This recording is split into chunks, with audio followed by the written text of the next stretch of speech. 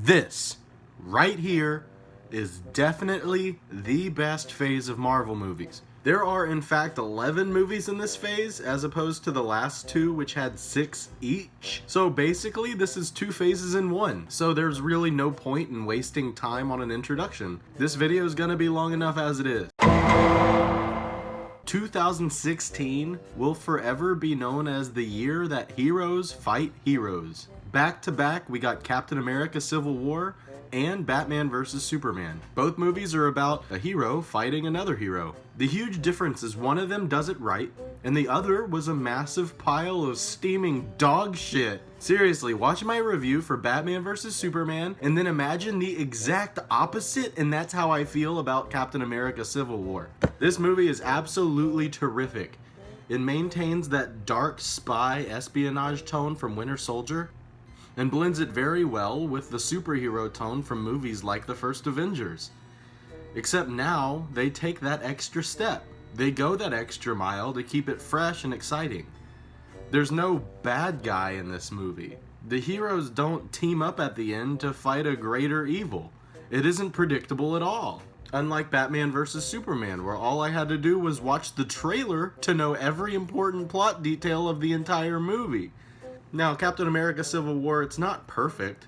Spider-Man and Ant-Man absolutely don't belong here. Don't get me wrong, their characters are amazing here, and this was our introduction to Tom Holland as Spider-Man, who's just perfect casting in my opinion. But if you take a step back and view the movie as a whole, they just don't belong here. They're literally only here to set up future movies, which I absolutely hate when movies do this. This one also suffers the same way Age of Ultron did, in a sense that there's just too many characters. However, what this movie does significantly better than Age of Ultron did is give the important characters the right amount of screen time. It's not given to random ass characters like Black Widow, Hulk, and Hawkeye. Here it actually feels like a Captain America movie because he's given a real arc.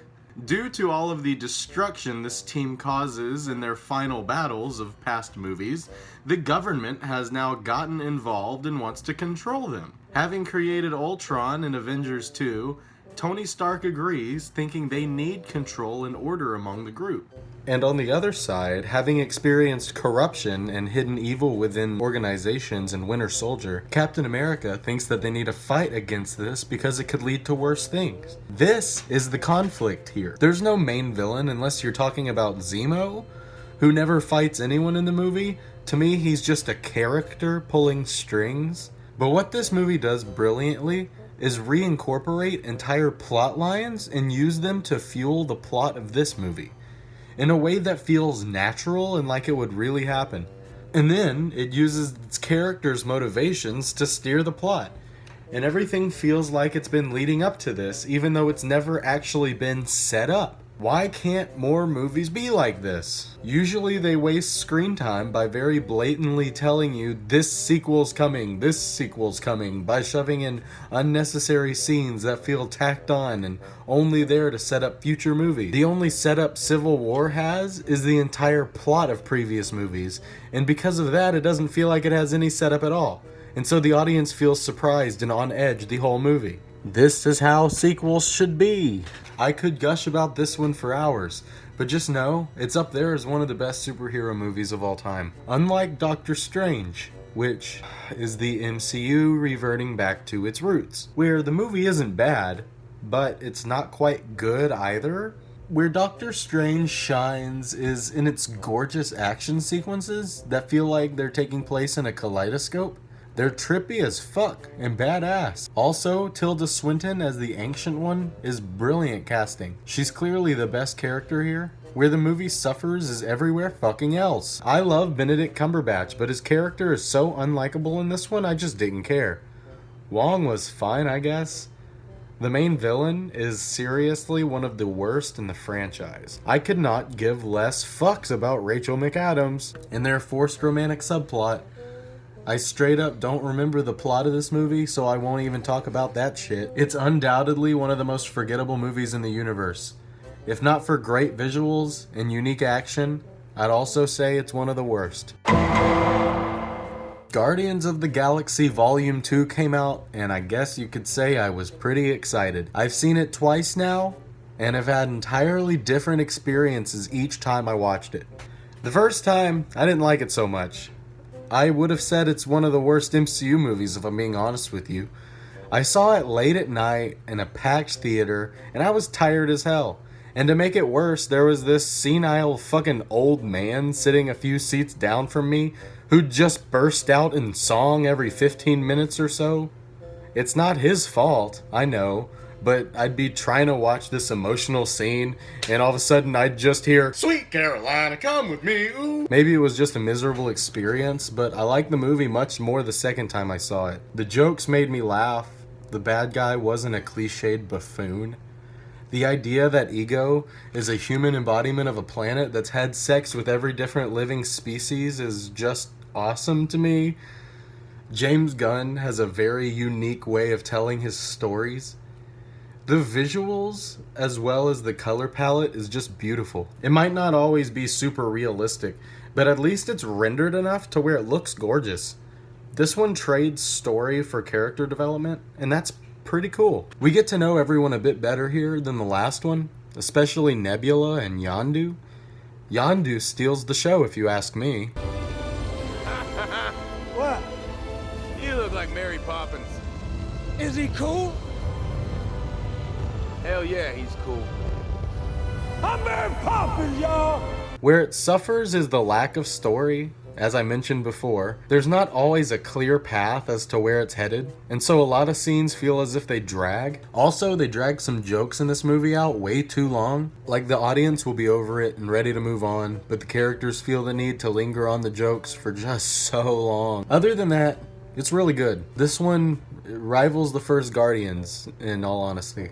Spider-Man Homecoming is the 6th Spider-Man movie at this point in time, and the trailers came out. And oh look, it's Spider-Man again, and he's doing his neighborhoodly friend shit again, and he's fighting another green guy. Why is the bad guy always gotta be green? You know what else is green?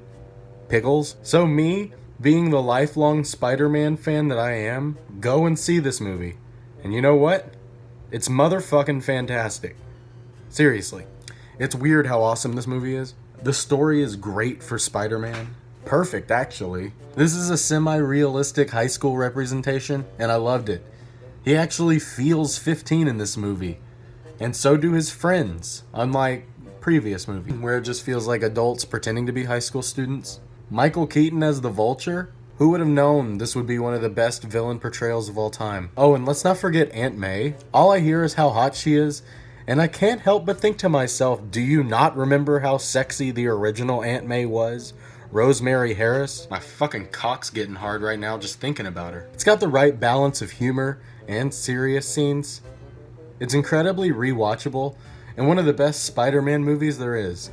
My only issue is, at times, he feels a bit too much like Iron Man Jr., and I wish he had a bit more of his own identity. This is something that they could have fixed with the sequel, but I'll get into that later.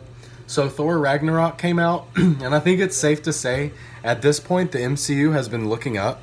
They were beginning to take themselves less seriously, and being 9 years down the road, that's exactly what they needed. The first two Thors are a couple of the most serious films in the MCU, and coincidentally are also two of the worst. Ragnarok is the polar opposite, and the breath of fresh air that I feel like Thor needed. This was a comedy before it was a superhero movie, and it actually works. Thor's awesome here. He's the best he's ever been.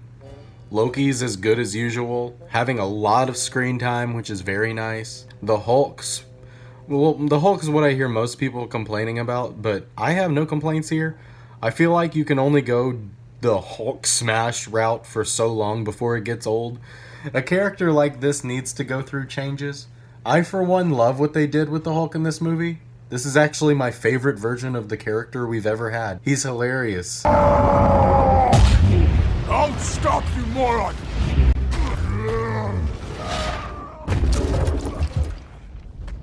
Hulk, stop! Just for once in your life, don't smash! Big monster!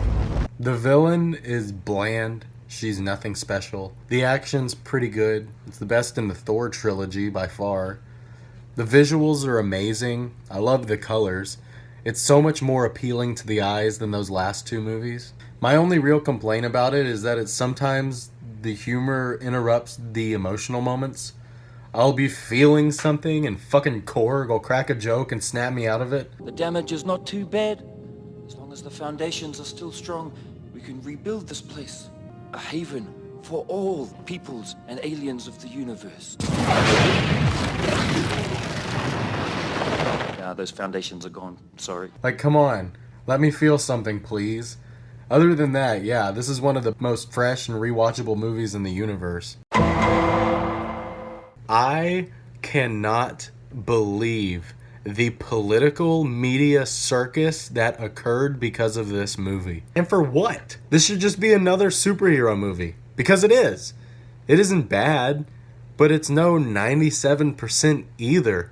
Even The Dark Knight doesn't have that high of a score. And these two movies aren't even comparable. The reason this blew up the way it did was political malarkey.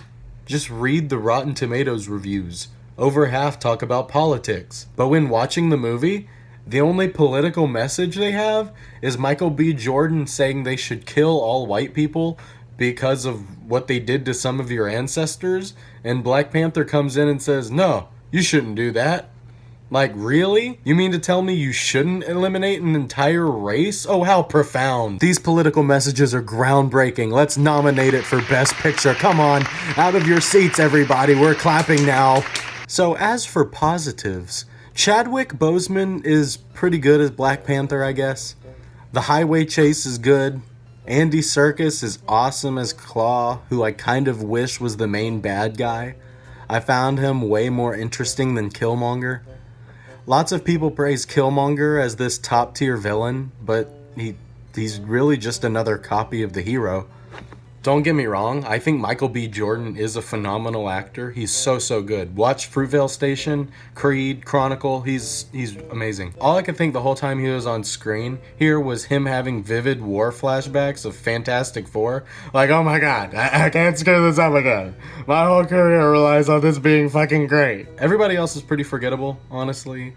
They're given things to do, but none have a very good story arc. My favorite character was M'Baku, because he's given an actual arc, and the actor did a great job. Martin Freeman's in this movie, and he should not be here. What's he even in this movie for? The CGI sucks really bad. Sometimes I couldn't believe what I was seeing. It reminded me of Mortal Kombat Annihilation. The final battle made me want to vomit. But yeah, black people were in it, so 10 out of 10. It's a great movie, perfect. Next up would be Infinity War, but I'm doing a separate video for that and Endgame. Got it? Good, great, let's move on. Ant-Man and the Wasp. What a piece of shit this movie was. Like, how was this so bad? It feels like it was made to be a straight-to-Disney Channel movie or something. This was a nightmare. I'd rather watch the freaking Incredible Hulk. Hell, I'd rather watch the fucking 2003 Ang Lee Hulk movie. Everything they did right in the first movie, they did wrong here. All I like about it is Paul Rudd and the scenes that he has with his daughter. Everything else can fucking die. Evangeline Lilly sucks and I hate her character. More screen time than Paul Rudd means nothing when you aren't acting and have no character arc. Michael Douglas sucks ass too. All he does is babble, oh, we gotta go to the quantum this and the quantum that and the quantum realms gotta have quantums and quantum. The villain is just as bad as the first, and like, who cares if anything makes sense, right? Sure, it's a silly superhero universe with talking raccoons and shit, but this movie doesn't bother explaining anything. Like how Hope's mom can possess Scott, or how when she comes out of the quantum realm she has these superpowers. Well, she was just super small, right? They're just like, we're Marvel. Who cares if anything makes sense? People will pay to watch it, and they'll like it, because superheroes. Captain Marvel, I've talked about this piece of shit on my channel already. As I mentioned before, I was way too nice in my original review. This movie is not good, but it isn't terrible either. Watch my original video, and add on the fact that it's boring and not rewatchable. Endgame's coming in my next video, and then finally Phase 3 ends with Spider-Man Far From Home. And you know what? This one's pretty good. It had me consistently laughing. The visuals are good. The action is good. Of course, Tom Holland and all of the supporting actors are great. But most importantly, the villain, is great. Obviously, it's my boy, Jake Gyllenhaal, but they actually write him to be interesting. His powers gave us some incredibly unique action scenes, the most unique I've seen in a Spider-Man movie, actually. He's not as good of a villain as Michael Keaton was in Homecoming, if you ask me. And this movie as a whole is just a lot less good than Homecoming. I wanted a more Spider-Man-centric movie, but even though Iron Man's dead, he still feels like Iron Man Jr., even more than in Homecoming, which just sucks. Also, with the whole European aspect alongside the Iron Man thing, it just doesn't feel like a Spider-Man movie, you know?